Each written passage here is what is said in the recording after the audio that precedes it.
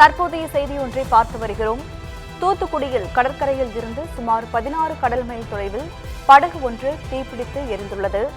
மீனவர்கள் சமையல் செய்து கொண்டிருந்த போது விசைப்படகில் தீ விபத்து ஏற்பட்டிருக்கிறது. மேலும் படகு முழுவதும் எரிந்த நிலையில் அருகே மீன்பிடித்துக் கொண்டிருந்த மற்றொரு விசைப்படகின் மூலம் மீனவர்கள் பாதுகாப்பாக கரை திரும்பி உள்ளனர். தூத்துக்குடியில் கடற்கரையில் இருந்து சுமார் 16 கடல் மைல் தொலைவில் படகு ஒன்று தீப்பிடித்து முற்றிலுமாக எரிந்திருக்கிறது. மீனவர்கள் சமையல் செய்து கொண்டிருந்த போது இந்த விபத்து ஏற்பட்டிருக்கிறது. கூடுதல் விவரங்களை செய்தியாளர் மணிகண்டன் வழங்க கேட்கலாம். மணிகண்டன், விவரம் என்ன?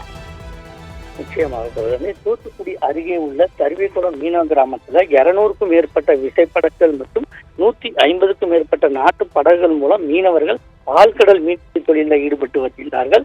இந்த நிலையில அந்த பகுதியைச் சேர்ந்த சுந்தர் என்பவருக்கு சொந்தமான செவுள் வலை விசைப்படகில் கடந்த 24ஆம் தேதி வெள்ளிக்கிழமை, அதாவது நேற்று முன்தினம் தருவக்குளம் மீன்பிடி துறைமுகத்திலிருந்து மீன்பிடிக்க கடலுக்கு சென்றிருக்கிறாங்க. இந்த படகு கரையிலிருந்து சுமார் 16 கடல் மைல் தொலைவில் மீன்பிடிப்பில் ஈடுபட்டு கொண்டிருந்த போது சனிக்கிழமை, அதாவது 25ஆம் தேதி நேற்று அதிகாலை மீனவர்கள் சமையல் செய்து கொண்டிருந்திருக்கிறாங்க. அப்போது ஏற்பட்ட திடீர் கோளாறால் படகில் தீ விபத்து ஏற்பட்டுள்ளது. இந்த தீயானது வேகமாக பரவியதால விசைப்படகு முழுவதுமாக எரிந்து சாம்பலானது. இதையடுத்து படகில் இருந்த மீனவர்கள் உடனடியாக பாதுகாப்பு நடவடிக்கைகளை மேற்கொண்டு அருகில் மீன்பிடித்துக் கொண்டிருந்த மற்றொரு விசைப்படகின் உதவியுடன் பத்திரமாக மீட்கப்பட்டு கரை திரும்பி இருக்கிறாங்க. இந்த விபத்தில் உயிர் சேதம் எதுவும் ஏற்படவில்லை.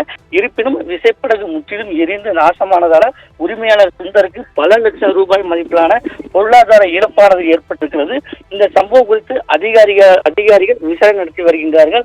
மேலும் இந்த வீடியோ வெளியாகி பெரும் அதிர்ச்சியை ஏற்படுத்தி இருக்கிறது. கௌதமி, வழங்கியமைக்கு நன்றி மணிகண்டன்.